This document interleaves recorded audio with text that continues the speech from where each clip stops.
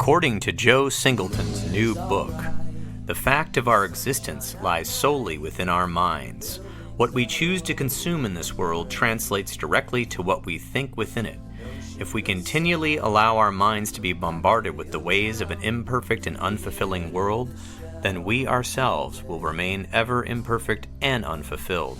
To learn proper forms of meditation in our lives gives us the ability to change the trajectory of our minds towards perfection and fulfillment, away from unfulfillment and imperfection. This is the great vehicle, or our Dharma bubble, wherein our peace, freedom, and happiness can always be found. It is the ultimate seed within that waits to fulfill us all by the way of the Dharma, which is realized through the words of the Buddha. Find them here, find them now. Find your peace within you, too, here and now. Can be free to find your own nirvana. Your awakening starts now. Joe Singleton is an author, editor, publisher, tarot card spinner, ROCKHOUND, lapidary artist, and co-owner with Noelle Edwards of the local stone crystal, tarot, and chakra jewelry boutique in Galveston, Texas. Ever seeking to fulfill the challenge and quest of Apollo to know thyself, his literary journey has taken him from the core of existential philosophy all the way to the realms of the spiritual Buddhaverse. In this podcast, we're going to listen to Joe and I discuss his interests in existential philosophy, Buddhism, and living a mindful life full of happiness and satisfaction in a difficult world. All right, let's get to the interview. Welcome to the show, Joe Singleton. So happy to have you on today. Hey, Paul, it's great to be here. Absolutely. And we are going to be discussing your new book, Mara Dawn, Buddha Rise, The Awakening. And this book, I believe, just came out recently. Is that true? Absolutely. We published right around the first of the year and just having a lot of fun with it, promoting the book and talking with people like you all over the country. In fact, we've done podcasts in Canada, the UK, Nigeria. So it's really cool, to get the word out and connect with so many like-minded people. So it's a beautiful thing, this technology we've got. Absolutely. Yes. And just for the listeners who might be interested in this, it talks about, I'll kind of read a little introduction before you get on the podcast so people have heard your bio, but we are talking about Buddhism and world philosophy and kind of modern philosophy, how it all fits together. Am I hitting that correctly? It is. I call it a metaphysical elixir of really three things. First, classical Eastern spirituality, Buddhism in particular of the Tibetan order. I have an extensive background in existential philosophy, philosophers like Friedrich Nietzsche, Jean-Paul Sartre, the kind of glory days of existential philosophy, and psychology as well. I cite some very cool psychology things in the book. And these three things kind of all work together in what I call a spiritual self-help cocktail for us to, kind of find that peace, freedom, and happiness that our hearts all seek, out of anxieties, fears, and doubts that seem to just cover us up on a day-to-day basis. So, yeah, it's a very cool mix of kind of three different things that I've found come together really well through the text and the actual words of the Buddha, through the Dhammapada. So it's cool stuff and fun to look at and can be life-changing. Yeah, I'd never actually seen a book that was quoting Sartre and Buddha in the same book in terms of like referencing similar things. Like I'd seen them, in those quote books. It's like, those calendars, like here's a nice quote by Buddha, here's a nice quote by Sartre, whatever. No, this is all kind of together in your book. So that was news to me. And I guess what I would say is I think I want to know a little bit more about your background before we delve into some of my questions about the book and things to explain to the audience. But how did you get into, philosophy and Buddhism and things like that? In my very early days, I was a musician back in the 80s, so I'm also a tarot card reader. So I've always kind of delved into the spiritual aspects of things, the occult, anything you can kind of think of in that realm of kind of mystical stuff. I've always been curious about that. As I got older, I got into corporate sales for 20 years and kind of got into that family life and all that kind of stuff. And as I aged into middle age, my mind started going back to that. And I actually, at around 40 years of age, I went back to college. I had never finished college and changed my major to philosophy. And I've always been a seeker, trying to find, the answers to life. In that bio on the back of my book, the god Apollo went to the Oracle of Delphi back in Greek mythology and found that the answer to life in 2 words: know thyself. And I really went, did a lot of delving into. I had honors at the University of Houston downtown. 1 semester in philosophy, and a lot of really good stuff is there, the nuts and bolts of our existence. I've written about it before, but there's something missing from even that. And it's funny you said that about the quotes. I was an editor on a book that put 21 of the greatest philosophers of all time into one book, and it had a tarot card deck associated with it, the Philosopher's Tarot, for a professor of mine at UHD. And I had the very great privilege to be an associate editor on that book. And one of the philosophers she used was Buddha. One of my jobs was to track down references, and one of her references was from a book called What the Buddha Taught by Rahul Wapola. And this is basically a common sense kind of Western version of how to explain the Dhammapada, which are actually the words of the Buddha, what the Buddha actually taught. It's a lot about Dharma, self-realization, all of these kinds of things. Something about that book, I bought it and read it in one day, and it just clicked in my mind. There's a mandala called the karmic wheel of life, from Tibetan Buddhism realms. They used to put this mandala on the outside of Buddhist monks for all of the common and lay people who, weren't aware of Dharma and the expansion of mind and awakenings. And it's a one vision you look at, and it kind of gives you a vision of the world as this kind of big maze that we all fight through over many lifetimes through reincarnation and what Dharma is and what it's all about. And that really sparked a lot of things in me. And when I read and understood the words of what the actual Buddha taught, Buddhism has taken many different realms, and like many religions, has changed a lot over the centuries and eons, where the message is almost completely different than what it originally was. So that really gave to me, when I discovered Dharma, what that's about, self-realization. I grew up in a kind of a Christian mindset, as millions and millions of us did here in the USA, and it really might open my mind up to some new things. Almost a science of spirituality. You'll hear the Dalai Lama often say, most religions rely on faith, right? Blind faith, but Buddhism relies on reason and logic, right? We have to use our minds, our aspects of our spiritual intelligence to kind of lift ourselves up. So it's very mind-opening and enlightening stuff. I even have a very bolded line in the book that says, read the Dhammapada. That's kind of where it all started, and everything came together for me like a glue. And I feel like I found that answer I'd always been listening to in that. And I'm working on the second book now, and it just expands and expands more and more. We're talking about meditation yoga. That's how we do it. That's how we express, organize our thoughts and feelings into more positive ones than the negative ones that the world kind of puts on us, if that makes sense. Yeah, so I feel like what I'm hearing a lot before I delve into the book, kind of just from your philosophy, is that you align with Buddhism because of the way it allows you to interact with the world, and then also how you have to learn to interact with yourself to transcend and overcome a lot of these difficulties we have as humans, versus in the Christian religion, it's more about if you have faith or believe something, then it gets you something. It's like an exchange, right? Or like brings you somewhere, versus a practice, less of a practice.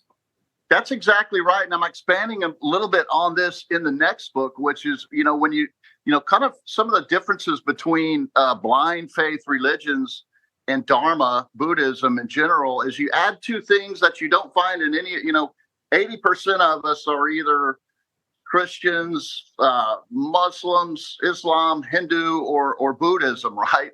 There's a lot more kind of Western Christian Islamic thought in there, and that's a lot of it is really based on just blind faith, right? Do what God says. This is what we do, and if you do it right in this one lifetime, you're going to get judged at the end of your life and either go up or down, right? There's two things in Eastern spirituality from the Hindus and the Buddhists that you won't find in other religions worldwide. One of them is the concept of dharma, which is more of a beyond faith, right? Using our own logic, and also reincarnation, right, Paul?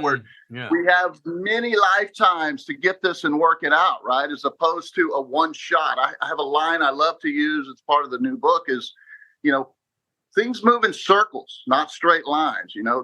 Only in theory is there a straight line from one point to the other, and that's where everything begins and stops. Rather, the universe, the planets, everything we know moves in circles and kind of these cosmic circles over time. So when you think about the concept of reincarnation, more and more people, I don't know about you, but that I talk to today, or this reincarnation is something that makes more sense, right, than a kind of one-shot lifetime to do this.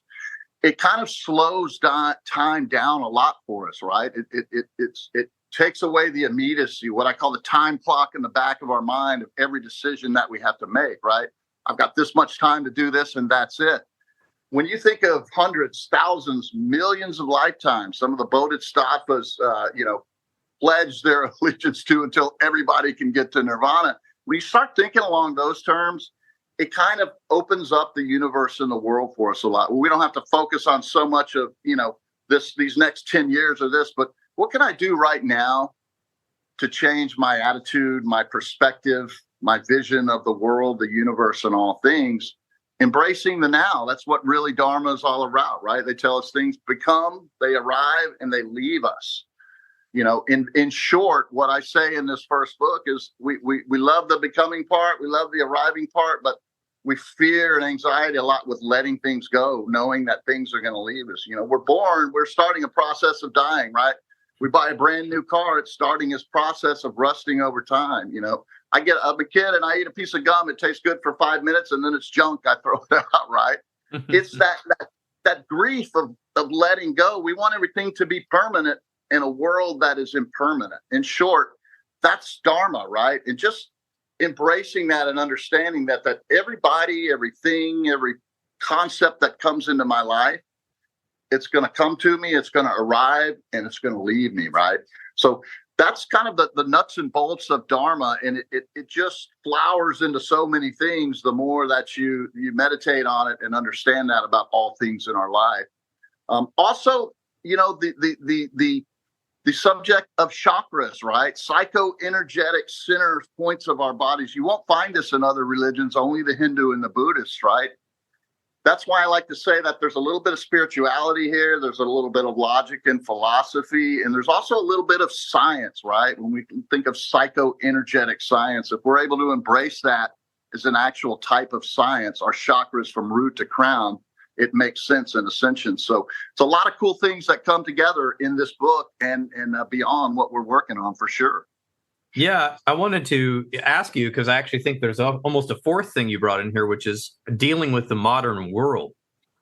You talk about in the first chapter about samsara, which is kind of like the realm we find ourselves in. Am I right about that? Exactly. That's what that mandala is all about. Yes. So, and you say solutions for needless violence in samsara have never been found. You're talking about all the things we hear on the news all the time. And you said inequality between human beings here is constantly fostered and intensified to unsustainable levels. New and diverse sects of population unpeel themselves off societal and cultural shadows like onions. Chaotic states of conflicts arise in the form of flash mobs. Yesterday's liberating heroes suddenly become today's oppressive villains. One band of hypocrites finds fresh reasons to attack the old ones once glorified. Unification through separation permeates the entire field of our collective consciousness.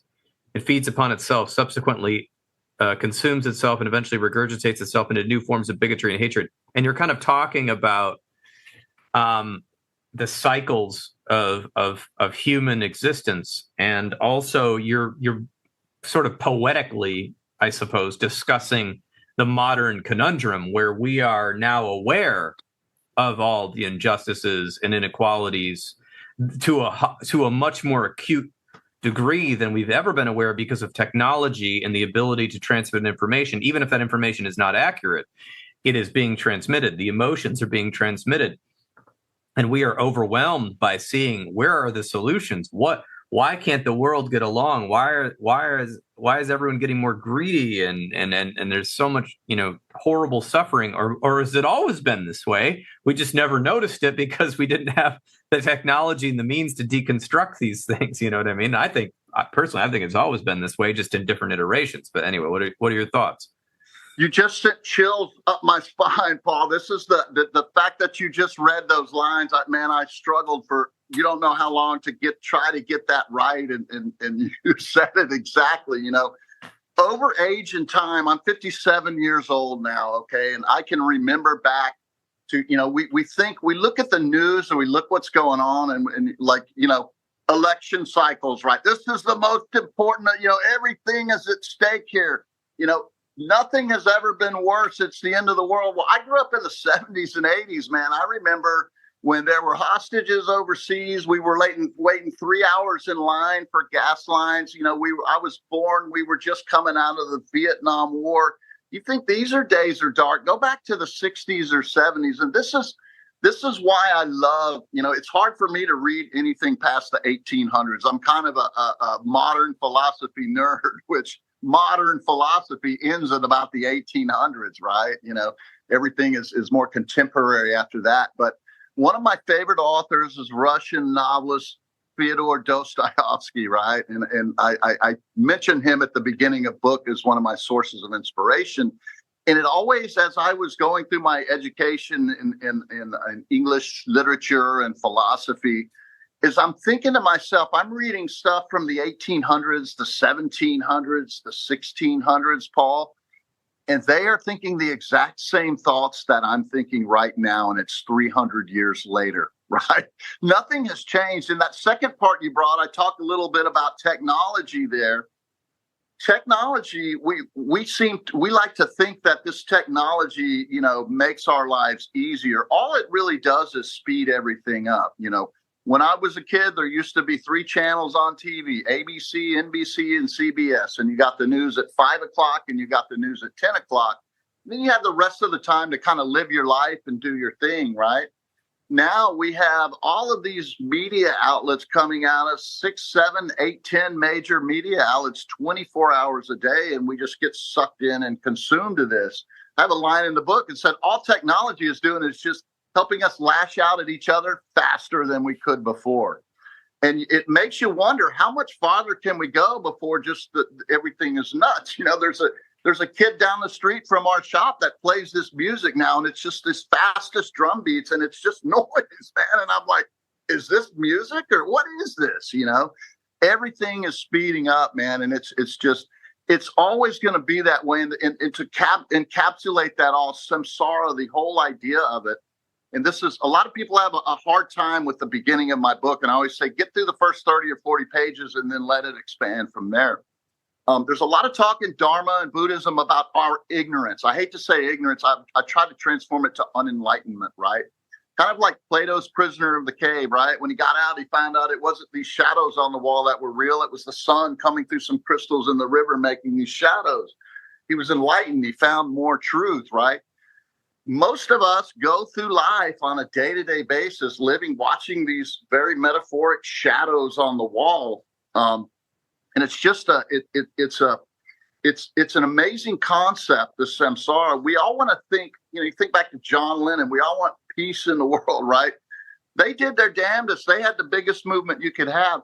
The concept of samsara, Eastern spirituality, what the Buddha taught, this place is never going to get better. It's always been broken. It always will be broken.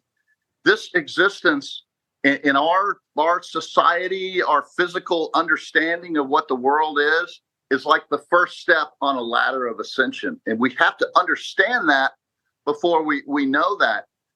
TV, movies, right? Whatever we listen to, whatever we watch, our minds are a very more powerful thing than we think. Manifestation is a big word these days. Our minds manifest. It's almost like a dream. This is what the Buddha taught. We're living a dream within a dream. What we filter in our minds is what we put out of our minds, right? So if we anger, for one thing, I was an angry person for a long time, Paul. I was wrapped up in politics and sports. That was my two things, man. And I was always dealing with that. As I kind of opened my mind and started, that philosophy stuff, I started seeing the macro of things. And I'm like, well, if I'm angry all the time, why do I keep watching this that makes me angry or participating in this that makes me angry? The beautiful thing about philosophy, the beautiful thing about Dharma is it pulls us out of ourselves and helps us look at the world as a whole rather than from our perspective. I'm a professional tarot reader. Every day I do a reading and I say we have this tunnel vision, right? From our soul through our eyes to the action happening upon us. That's life. That's what we experience. When we lay tarot cards around and we all have our intentions, we're rise above that and we're looking down upon our life. The tarot is often called the great procrastinator revealer. And we always see this is what's blocking me from being who I want to become because I'm locked down to this. We're almost trapped from the beginning. We're taught by our parents, our teachers, our clergy, everybody. This is how you live. You keep your nose down. You work hard. You deal with stress. You do this. You get married. You have a family. We get all these things and they're like, what is this, right? The talking heads. My God, this is not my beautiful house. This is not my God, what have I done, right? That expression we all share inside is the human condition. And the understanding of that, the ability to first understand that and say, hey, maybe this life I've been living isn't my spiritual purpose. The only way we can do that is through our meditations, right? We cycle up through our chakras to the root, which is our grounding of all things, the sacrum, which is our creative aspect. The belly is our will. The heart is our courage and our compassion. Our throat, the biggest one to me, our voice to the world. If we could listen to a recording of ourselves every day of what we said, we would probably be horrified in a lot of circumstances, right? Then we have our third eye, our intelligence, and the crown, our spirit. When you think about that, those are 7 key aspects of our life. What we do in meditation is we cycle up through each one of those chakras and we look at our lives. What did I do yesterday? What did I do today? What do I have the opportunity to do tomorrow? To find our authentic selves and use our logic and our reason to say, hey, I said this yesterday. It hurts me today that I said this. I don't want to say it again tomorrow, so I'm going to let that flow out, right? And I'm going to keep these good things I've said. And it's just a slow filtering out of all of the bad stuff in our minds. It takes a while. It's like a filter, right?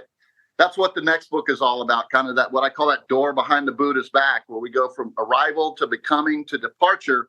It all starts back around. What do we want to set out into space all the way as far as we can? And what are we going to allow to keep circulating within our realm? This is called our Dharma vehicle. In Buddhism, it's called the Great Vehicle. We assume this vehicle, right? It's logic, understanding, it's physical, it's psychoenergetic. It's a very cool thing, man. And it can be very eye-opening and helping to people. I did meds, I did psych meds, I did therapists, I did marriage. I did all of that and it works for a little bit and then it all breaks down, right? In the end, as Apollo found, we have to know this. We have to understand ourselves. We go through the maze to the Minotaur and we find the center, we find the monster, and it's ourselves. We're looking in the mirror, right? Does that make sense? Yeah. I think I'm getting a lot out of the interview that you write this in detail in the book, which I think the book is very readable. But you're right. The first 40 pages are a bit depressing because you're laying out the troubles that we're all in, but you're trying to universalize the trouble. And I think when there's that old quote, I don't know if this is in the book, but I thought myself clever, and so I tried to change the world. But now today I woke up and I found myself wise, so so I'm working on changing myself. I think Rumi said that. It's a very brutalized quote. You heard that quote? I haven't heard that quote, but it's the exact same message, right? Yeah. I did a few years of sobriety. Okay, I went through that for a while when everything kind of broke down in midlife.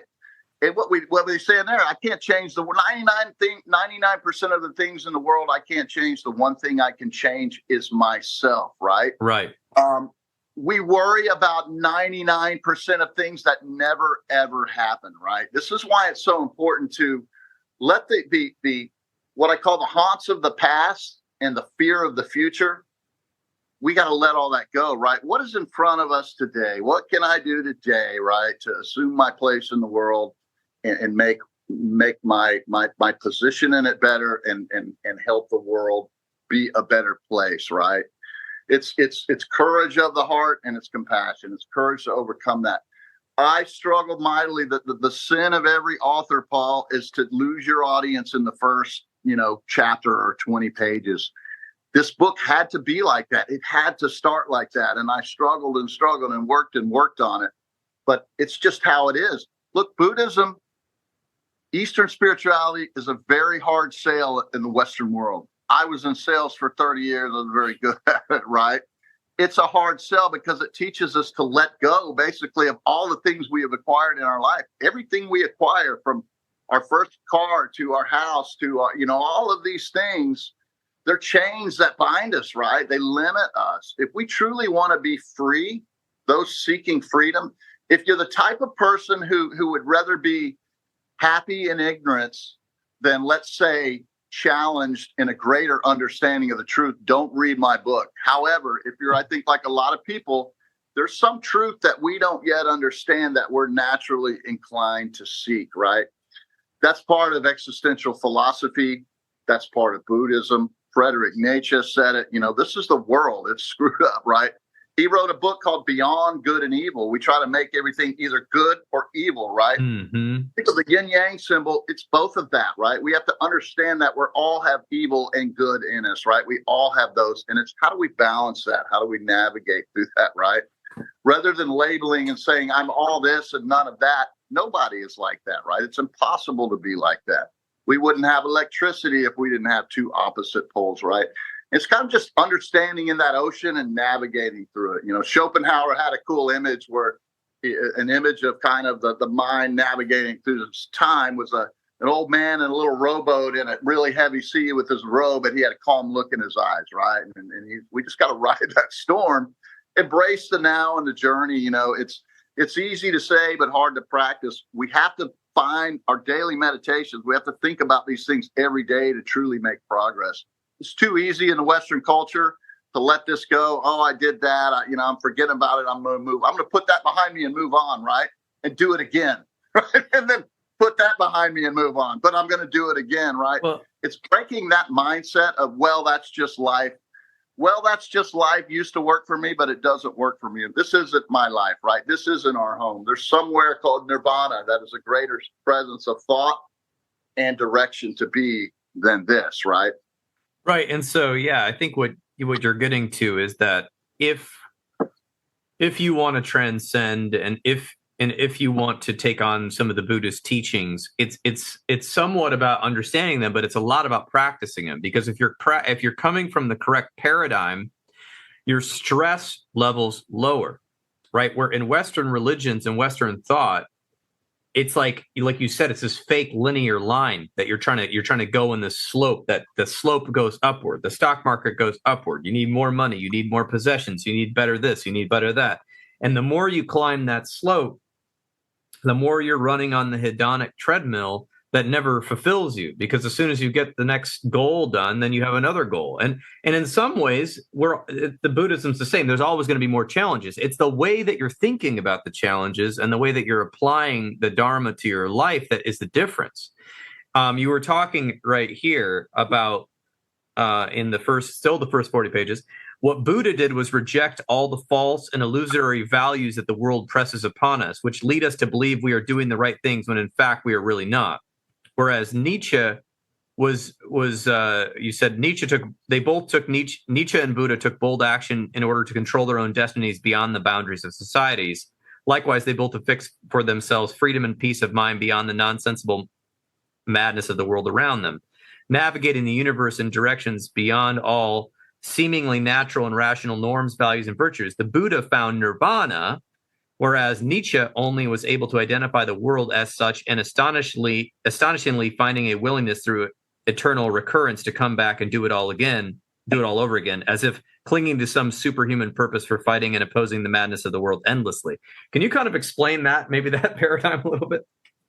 Man, you're hitting some of my very favorite points in this book, Paul. Oh, okay. Well, I underlined those. in my quest to find the answer to everything, to existential philosophy, Friedrich Nietzsche, German philosopher, is probably my absolute favorite, and I just so locked in on him.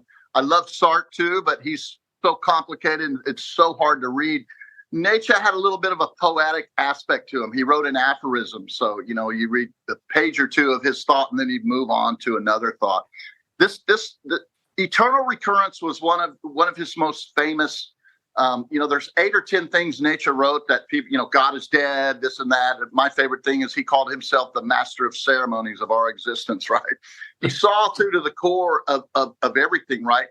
He did this aphorism called the eternal recurrence, right?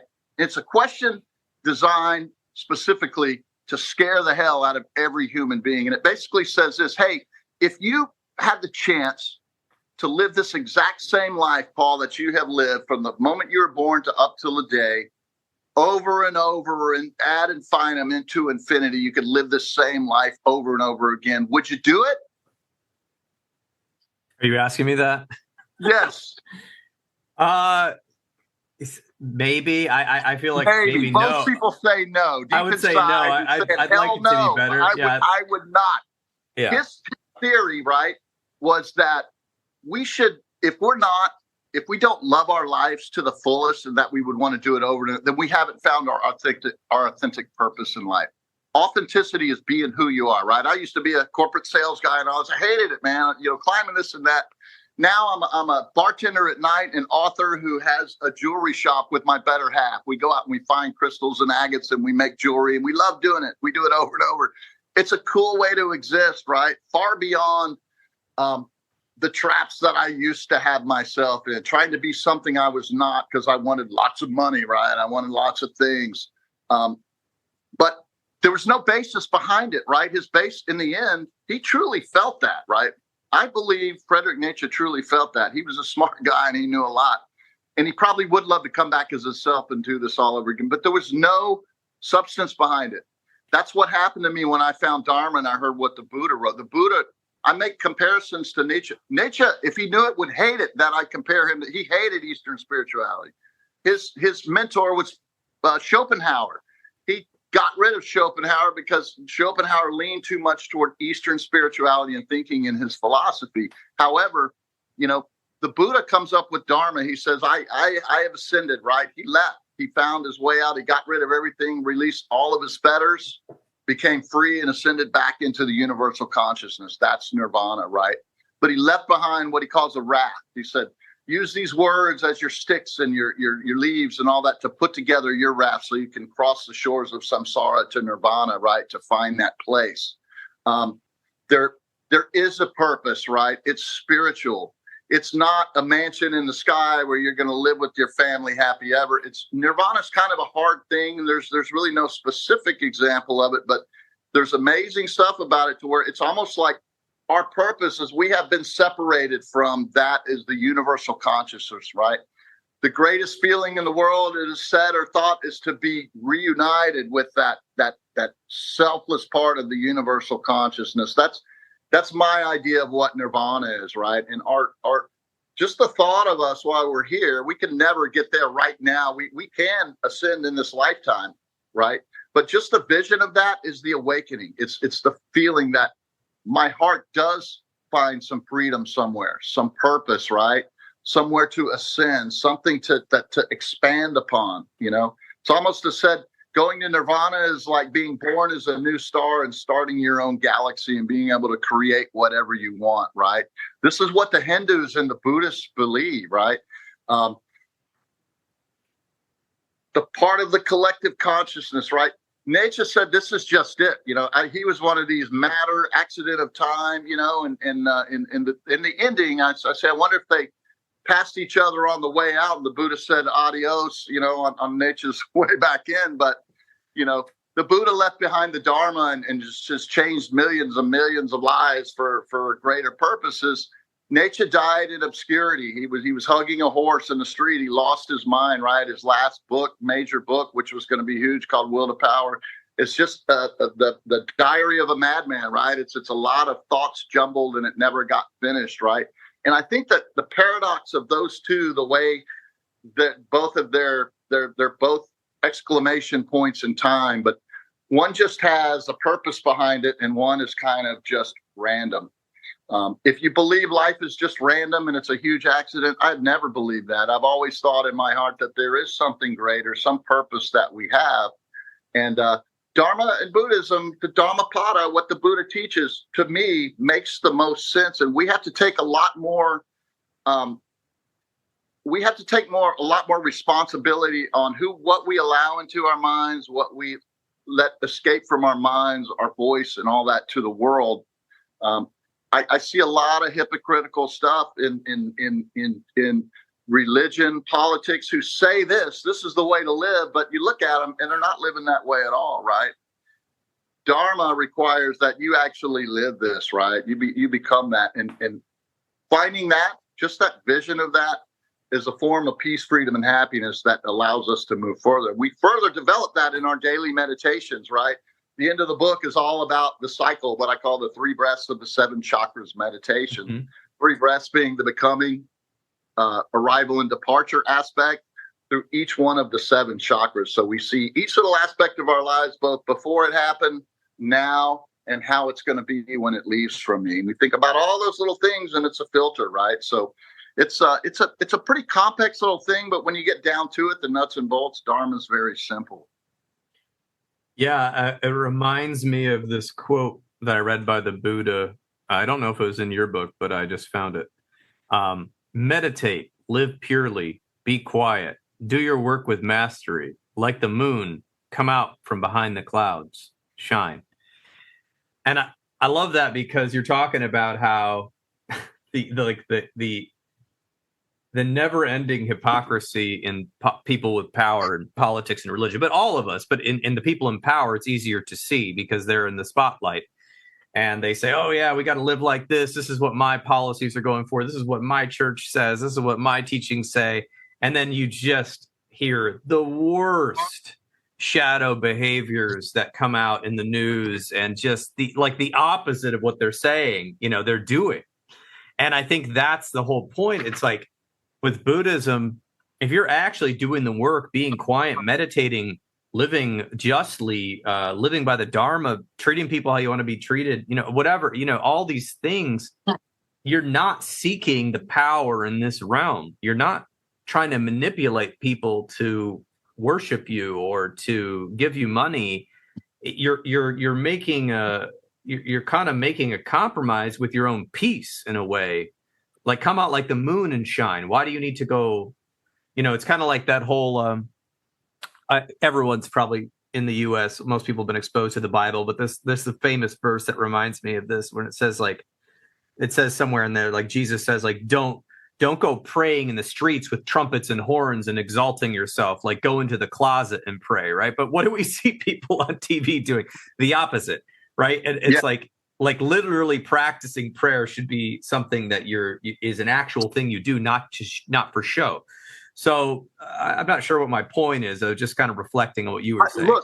Look, that quote you just gave from the Buddha, we could spend another hour and just break down that quote, and I could show you how that embodies every aspect of Dharma, and what it's a beautiful thing. First of all, and I talk about this in the book a little bit, there's what's called what the Hindus and the Buddhists call the seed of Tathagata Garbha, and I try to stay away from words like Tathagata Garbha in my book. I'm trying to write to a Western audience, right? Right. But it's the seed we all have. It's like the seed of Buddha nature, right? Buddha simply means awaken one, right? Buddha, awaken one. The Buddha is not a god. The Buddha does not say, worship me. You won't find anywhere where the Buddha was a jealous god or donut. Buddha simply means awaken. We all have the potential to be Buddha. There's thousands of Buddhas, right? We have that potential of awakening. come out from the clouds. The clouds are samsara, right? These are the clouds around us. I had an amazing vision of one night when a star actually came out from behind a cloud. And I think I had just read that quote that you said, and I fully understood what that meant, right? That moon, shine like the moon, that's that light within us that we all have that we're unaware that we have, right? And letting that out. Buddhism and Hindu spirituality, Eastern spirituality is a lot about just letting things be, being quiet. You know, that's peace, right? Peace is quiet, calmfulness, meditative, chaos, and distortion, right? It's all of the everything around us, right? Our lights aren't able to shine. What does it say? Matthew 5:17, let your light shine be others so your Father may be glorified in heaven, right? Right. All religions have little pieces, but it's been so cluttered with all this other junk over time. It's the same message wherever you go, but it just gets lost, right? We all have this light within us, and we don't utilize it, right? Because the world impresses these templates and impressions upon us from very early ages of who we're supposed to be, what we're supposed to be like. There's a famous quote from, I believe it's either Manjushri or Tsongkhapa that says, it's about our parents, right?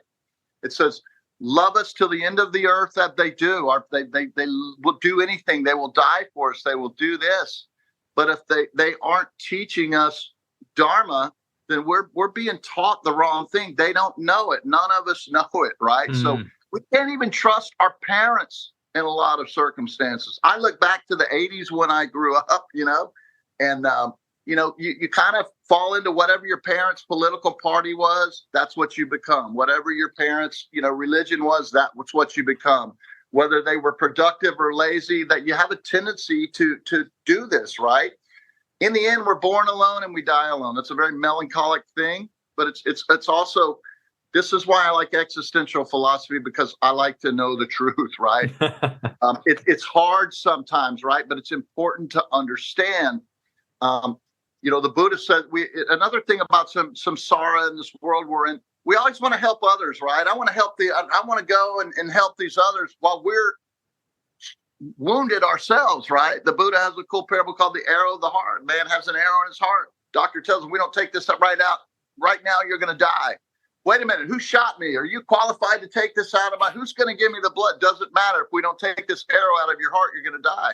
But what's the implication? This is us, right? Instead of addressing the arrow, what I say we all have in our hearts, we try to go out and fix the world, but yet we're not fixed yet, right? Dharma, Buddhism, what the Buddha taught is about pulling that arrow out of our heart, right? Fixing ourselves, finding our peace. The goal of this life, I believe, Paul, is it sounds selfish. A lot of people call the Buddha selfish for leaving nirvana and leaving all of us here. But the goal of our life is to free ourselves from this metaphoric prison that we're in. The prison is samsara.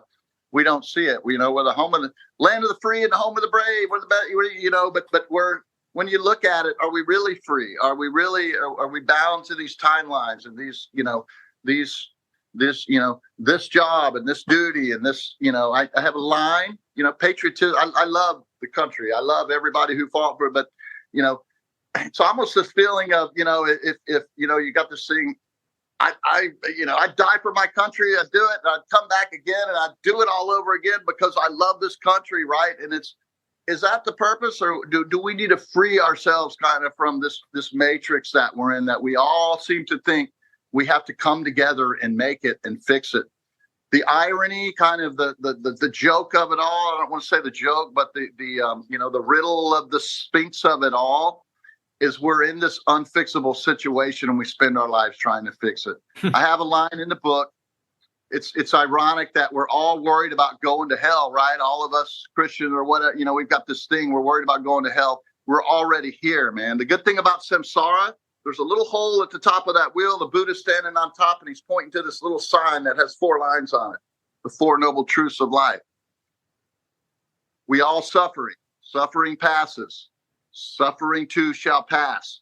Mindfulness that suffering too shall pass. It's that 4th noble truth, or understanding that all things pass, even the suffering, that we have the ability to let that go, right? It's a very metaphysical thing, and it sounds very basic and simple, but it takes on many forms when we apply it to each aspect of our lives through all 7 chakras.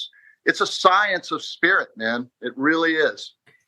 Yeah, you talk about science in here, which we don't have time to chat about today, but people can read the book. But I liked when the book starts getting more happy is basically in part 3, when you're talking about if freedom is enlightenment, enlightenment then is the freedom from all clutter in our minds. Once this gateway to freedom from all previous clutter is found, we can begin to seek new forms of enlightenment, which can refill our minds with peaceful, purposeful, and mindful visions for our future. Freedom and enlightenment are the foundations for peace within. And I don't mean it's about happiness. I just mean like for your reader who's a little bit worried, but about what it says. But to know the truth, you have to know the dark side and the light side. You can't just know one side. And a big issue I have with a lot of Western psychology is it's all about the light side. And in Western religion, it's all about the light side, but the dark side is other people, and it's a threat, right? It's not integrated. The Tao, the symbol of the yin yang you talk about in here, we all have that within us, right? And so I think this isn't. It's simple, but it's not simple. It's simple to understand. It's hard to apply and live it, because that means you actually have to challenge every single thing about your existence, how you were raised, what you were taught, what you believe, what you value, your relationship with money, how you treat other people. Like you even said, like patriotism and loving your country, like, yeah, but like also to what end, right? And understanding that life is suffering. When Buddha awoke under that tree in the first parable, just seeing that, it allowed him to just live a different life. And that's threatening to people, because when you're happy and feeling good and just accepting what is, people are like, what? They like want to be around you, but they're simultaneously like, oh, what's wrong with you? You don't want to fix this problem. Well, I do want to fix the problem, but I'm not caught up in the drama of this. My body is okay about the fact that there's a pothole in the street. We're all upset about it, right? Everyone's freaking out. And some people are stepping in it, but I'm going, yeah, well, of course it's there. But yeah, I'll call the city, but I'm not going to stay up all night worrying about my car going into it, right? That's the difference between Buddhism and the Western thought. I feel like it's like, yes, thoughts. That's amazing, and it is right, and it's our mind, right? Our mind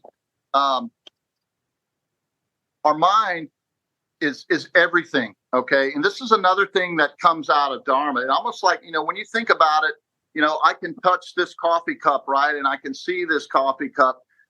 The touch, the vision of it, everything, it's only an electrically charged sense within this meat sack that our soul or our spirit or our consciousness or whatever we want to call it, our ego, and it's like a dream, right? There's a spot where science stops, where science can't tell you that point where that electrical charge, I say this in Totero a lot, for wands the fire, which is electricity, right? Mm-hmm. We can contain it in a little rubber case and make it move from here to there, but it never really ends, right? It doesn't start and end. It's just something that's always there, and that's unexplainable. The point where that sense, when I touch this cup, where it tells my mind, this is a cup, this is a silver cup with a purple top, and it holds coffee and all that stuff. The point where that leaves, where that cognition comes in, and the point and purpose of all that is still unexplainable to science. We may never know it, right? Socrates said when we come here, and the beginning of the book's about a baby being born, right?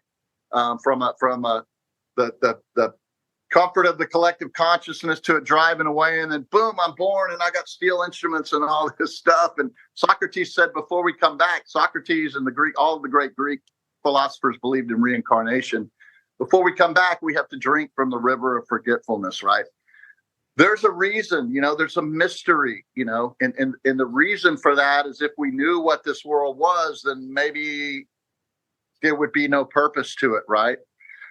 In my next book, I go back and talk about the god Brahma, which the creation story is that, I don't know if God maybe got a little bored, but he created this illusory world and he got caught up in it, right? And that's us. We're caught up and we want to get out and we've got to get back. It's very deep. It's very spiritual. It's very philosophical. But, that whole letting go thing, it is a very tough sell. But I try to tell people sometimes, if think about it, Paul. If I'm 45 years old, at 35 or 55 or 65 or whatever, and I still have this feeling inside me that I'm not happy, right? Then you got to look back at everything you've done to get here and say, should I just keep doing this then, right? I mean, it seems like common sense, but something inside of us, the river of forgetfulness, whatever it is that's in us, makes us keep doing this laborious thing.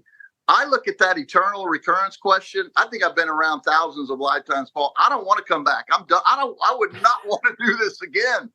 Everything in life, the older you get, it's just a struggle, man. There's little patches of beauty and happiness here and there, but it falls apart. And then we find that we go on this journey to find a new one. But in the end, it's a struggle. The Buddhists say that the end of life, we fear death and we mourn death and all this. We should celebrate it. It's like one lifetime is like one day of work. What's everybody's favorite part of work? It's quitting time, right? 5 o'clock. Let's go have a beer. Let's go do this. It's a time to celebrate, right? Hopefully we've done something in life that has helped us to evolve. There's evolution and devolution, right? And karma. We're either improving our karma in our space in our next incarnation, or we've done something to set ourselves back. That's a powerful thing when you think about it. And I talk about it a lot in the book. I'm going to talk about it a lot in my next book, but it's very different than what we're used to grasping and comprehending here in the West. Like Alan Watts back in the 60s, people compare me to his work. I want to be a Western voice for Eastern spirituality, because I really think it's something that we don't even hardly consider here at all. And it could be the answer to every question that we've asked. And it could be the reason why we look at TV today, or whether we watch or we wonder, how did this guy get in charge? Why is this so screwed up? Why can't my kids learn in school? Why do people want to teach this to my kids when they should be learning this? Why is there always a war? Another line you didn't read in there. War has always been around in samsara. War is here today in samsara. There's never been a time when there wasn't a war. There's war now, and there will never be a time in the future when there is not war. That's because samsara is a warring existence, right? It's not our job to save the world. It's not our job to save everybody else. What it is our job to do is create our Dharma bubble and clear ourselves, right? Get ourselves straight, get ourselves clear, get ourselves going in a direction that makes us happy every day. The point of Nietzsche's thing, eternal recurrence, if you're not happy what you're doing every day, then you're doing something wrong, right? It's a blunt way to say it. Meditation, yoga, understanding Dharma is a way to kind of understand our lives and direct it more towards a happy existence than one that's filled with anxiety, fear, doubt, where we either take meds or we just grip, or we just say, well, that's just life. I'm just going to keep doing this thing that I hate doing until the end of time because everybody else is depending on me and all of that. In the end, most of that isn't true. I used to fear losing my job or not getting this or, but I've never been destitute, right? I get up and I do my job and all that. If I get fired, there's another job I can go get, right? If I don't like this job, I can go do this. If I don't living here, I can go do this. That's Jean-Paul Sartre, Facticity and Transcendence, right? If I don't like this, then I can go here. If I stay here, it's my own fault. If I was abused as a child and I take that abuse and I use that for the rest of my life to carry with me, that's a mistake, right? The state of our existence might not necessarily be our fault, but in karmic relations it is. But let's say it's not our fault, but it is our problem, right? If we don't deal with the problem, we're never going to get anywhere. We're going to stay here. Friedrich Nietzsche used to say, bringing your mistakes along with you into the now and into the future is a huge mistake in itself, right? Joe, this has been a wonderful conversation so far, and we've only had 45 minutes because both of my schedule and your schedule not lining up completely, and I've got a hard stop. So I really appreciate this. I really think this is going to be great for a lot of listeners who are like, they know a lot about psychology and spirituality, but they don't know how to apply it. And so I think this book here, Mara Dawn, Buddha Rise, The Awakening by Joe Singleton is a good starter for people that are wanting to get into the application of Buddhism. I have to sign off, but let's make a deal. Book 2, give me a call. Let's do round 2. Are you up for it? You got it. And hey, man, just a really quick summation. That's the reason I wrote that book as an introductory. At the beginning of a book, I call sources of inspiration, books that I was reading and that came up as I was writing this book. If you get the book, it's available, Amazon.com worldwide, Maradon, Buddha, Rise the Awakening. All of that's in there. If you see something that piques your interest, like Friedrich Nietzsche or this Buddhist thinker or this whatever, you can see where that came from and go research it for yourself. I do my version of the meditation at the end. I encourage everybody, meditation is different for everybody. Take this as an idea and develop it for your own self, what works for you. But yeah, we could talk for hours and I would love to, but man, it's a fast-paced world, and that technology tells us we've got to move on. True. Next time we will, though. Next time I'll reserve more time. But thank you, Joe. Appreciate all your time, and I'm looking forward to this one coming out. You got it, brother. I'm glad we were able to hook up today, and have a great one. You too. Bye now. Bye-bye.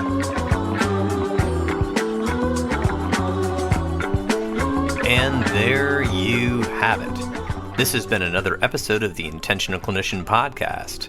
If you are enjoying the show, please leave us a rating on iTunes or share the show with people you know. I would surely appreciate it. As some of you know, I am passionate about preventing future violence in the United States. I have started a nonprofit with colleagues called the National Violence Prevention Hotline, which is a 501c3 organization. We are endeavoring to gain funding and collaborators and volunteers so that we can start a 24/7 hotline and chat line to reach potential perpetrators before they may act violently. It is a bold effort to curb violence and save innocent lives by working to connect with potential offenders while they are in the planning stages of violence, help to de-escalate them, and provide resources so that they can get appropriate professional help. The National Violence Prevention Hotline is looking to open up a conversation about violence in society, the causes, and the solutions. You can learn more by visiting our website at violencepreventionhotline.org. You can get involved by writing your congressperson from our website, sharing it with your network, or even donating to the cause.